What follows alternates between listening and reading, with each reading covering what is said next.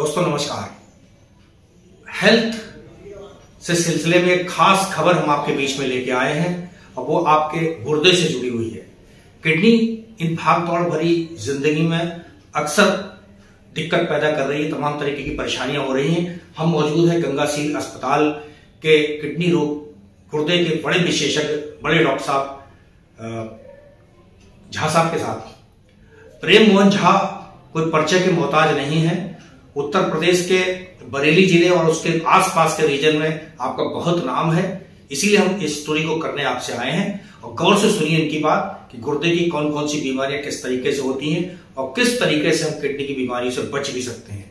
जुड़िए डॉक्टर प्रेम मोहन झा से और सुनिए उनकी गौर से बातें। नमस्कार दोस्तों, मैं डॉक्टर प्रेम मोहन झा हूँ और मैं गंगासील अस्पताल बरेली में गुर्दा रोग डायलिसिस एवं किडनी ट्रांसप्लांट स्पेशलिस्ट के तौर पे कार्यरत हूँ। और मैं यहाँ पे फुल टाइम हूँ और मेरी जो ओपीडी टाइमिंग है वो सुबह 11 से 2 एवं शाम को 6 से 8 है। और मैंने अपनी MBBS और MD की पढ़ाई आगरा से करी है, SN मेडिकल कॉलेज आगरा से। उसके बाद अपनी गुर्दा रोग की जो पढ़ाई है DNB नेफ्रोलॉजी वो मैक्स सुपर स्पेशलिटी अस्पताल वैशाली से करी है।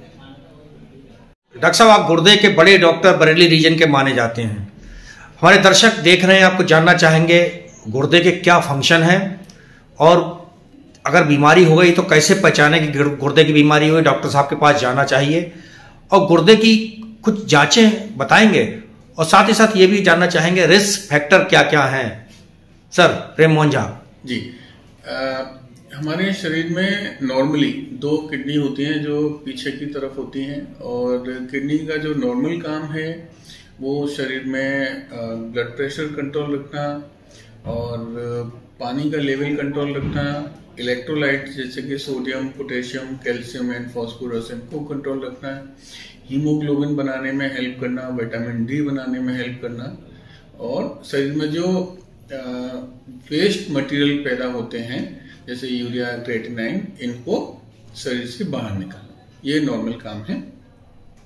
और जब किसी भी वजह से किडनी फंक्शन अफेक्ट होता है तो पेशेंट को पेशाब आना कम होना, शरीर पे सूजन आना, भूख कम लगना, पेशाब में ब्लड आना और पथरी बनना, किडनी में इन्फेक्शन होना, पेशाब में झाग आना या प्रोटीन आना या यूरिया क्रिएटिनिन का बढ़ना, ये सारी चीजें हो सकती हैं। और रिस्क फैक्टर्स में usually age, unhealthy lifestyle, overweight, sugar, blood pressure, heart की परेशानी, लिवर की परेशानी, ऑल्टरनेटिव मेडिकेशन इनटेक और कुछ जेनेटिक बीमारियां हैं, इन्फेक्शंस हैं, ये सारे कॉमन कारण हैं जिनकी वजह से किडनी यूजली खराब होती है। जांचें डॉक्टर साहब कुछ बताएंगे कुछ? जी, जो पर्टिकुलरली किडनी के लिए है वो अल्ट्रासाउंड, जिससे कि हम किडनी का साइज, उसका अपीयरेंस ये देख सकते हैं।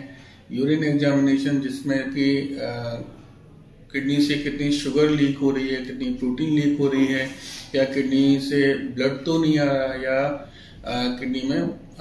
किडनी से यूरिन में पस तो नहीं आ रही, वो सारी चीजें पता चलती हैं।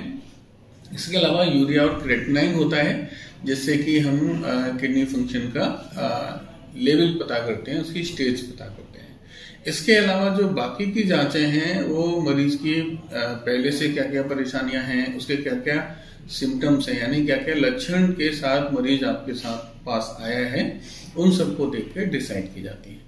सब जानना चाहते हैं कि गुर्दे की बीमारियों से बचाव के लिए हम क्या करें और साथ ही साथ किडनी फेल अगर हो जाए तो क्या करें। जी, तो किडनी की बीमारियों से बचाव के लिए सबसे पहले तो ये जरूरी है कि हम एक हेल्दी लाइफस्टाइल को अडॉप्ट करें। हेल्दी लाइफस्टाइल से मेरा मतलब है स्मोकिंग ना करें, अपना वेट जो है वो कंट्रोल रखें और जो डाइट है वो कंट्रोल रखें। तो डाइट कंट्रोल से बेसिक मतलब ये होता है कि जो ऑयली और स्पाइसी फूड है वो अवॉइड करें, नमक की मात्रा जो है वो खाने में 5 ग्राम से कम रखें और बाकी जो ग्रीन वेजिटेबल्स हैं और पानी का इंटेक है वो प्रॉपर रखें। तो ये तो हेल्दी लाइफस्टाइल की बात हो गई। इसके अलावा अगर जो डायबिटीज वाले पेशेंट्स हैं वो अपनी शुगर कंट्रोल रखें, ब्लड प्रेशर वाले मरीज अपना ब्लड प्रेशर कंट्रोल रखें टाइम टू टाइम जैसा डॉक्टर ने बताया है उस तरह से अपना फॉलोअप रखना है और टाइम टू टाइम इन्वेस्टिगेशंस करानी है।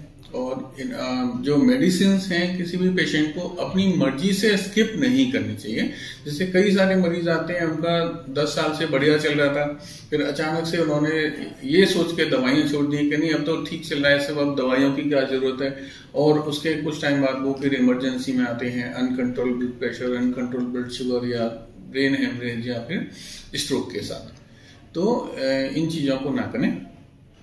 और किडनी फेल होने पे हमारे पास 2 ऑप्शन होते हैं, जिसमें कि एक होता है डायलिसिस, दूसरा होता है किडनी ट्रांसप्लांट। सब चर्चा की डायलिसिस की, दर्शक जानना चाहते हैं डायलिसिस क्या है?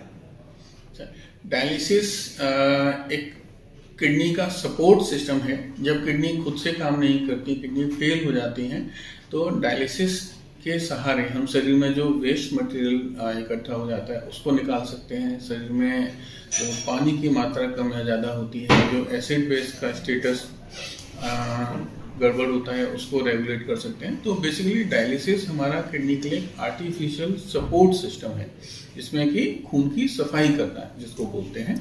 तो डायलिसिस 2 तरह की होती है। एक तो खून वाली डायलिसिस होती है जिसको हीमोडायलिसिस बोलते हैं, और एक पानी वाली डायलिसिस होती है जिसको कि पेरिटोनियल डायलिसिस या पेट वाली डायलिसिस बोलते हैं।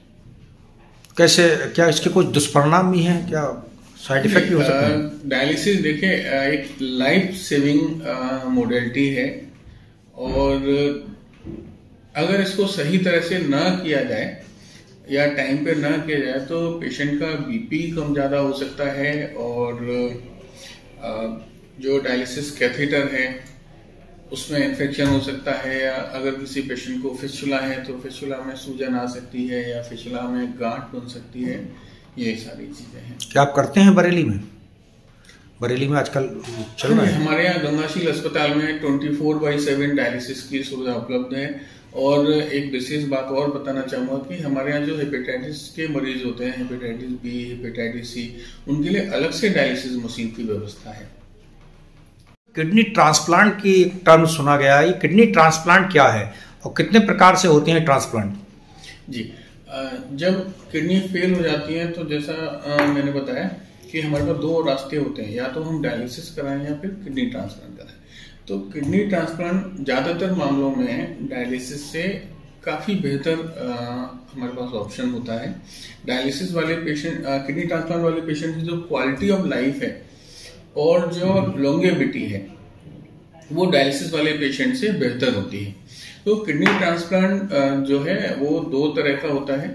अगर हमारे पास डोनर अवेलेबल है तो उसको लाइव डोनर किडनी ट्रांसप्लांट बोलते हैं। डोनर अगर अवेलेबल नहीं है तो उसको डिजीज डोनर किडनी ट्रांसप्लांट बोलते हैं। जो लाइव डोनर ट्रांसप्लांट हैं वो 2 तरह के होते हैं। अगर ब्लड ग्रुप मैच कर रहा है तो ABO compatible, blood group match नहीं कर रहा तो एबीओ इनकॉम्पेटिबल। तो कहने का मतलब ये है कि अगर आपके जो डोनर है उनका ब्लड ग्रुप मैच नहीं कर रहा है तो भी ट्रांसप्लांट हो सकता है। क्या बरेली में होता है ये? हाँ जी, बरेली में अभी एक अस्पताल में हाल फिलहाल में स्टार्ट हुआ है। कि बहुत खर्चीला है? हाँ जी, ये देखिए डिपेंड इस बात पे करता है कि हम किडनी ट्रांसप्लांट अपना कहाँ कराना चाहते हैं। सरकारी अस्पताल में किडनी ट्रांसप्लांट 60-70 हज़ार या अधिकतम 1 लाख के अंदर में हो जाता है, और प्राइवेट अस्पताल में किडनी ट्रांसप्लांट डिपेंड करता है कि ब्लड ग्रुप मैच कर रहा है या नहीं। अगर ब्लड ग्रुप मैच कर रहा है तो 7 से 8 लाख में हो जाता है, ब्लड ग्रुप मैच नहीं कर रहा तो यही खर्चा 12 से 15 लाख तक पहुंच जाता है। और कुछ कहना चाहेंगे? हमारे दर्शक आपको देख रहे हैं। अंत में मैं यही कहना चाहूँगा कि आजकल की भागदौड़ भरी जिंदगी में एक स्वस्थ दिनचर्या को मेंटेन करना काफ़ी मुश्किल हो गया है, जो कि अपने आप में एक बड़ा कारण है लाइफस्टाइल रिलेटेड डिजीज के होने का। तो कृपया कोशिश करें, अधिकतम कोशिश करें कि अपनी लाइफस्टाइल को कंट्रोल रखें, हेल्दी रखें और तनाव को अपने ऊपर हावी ना होने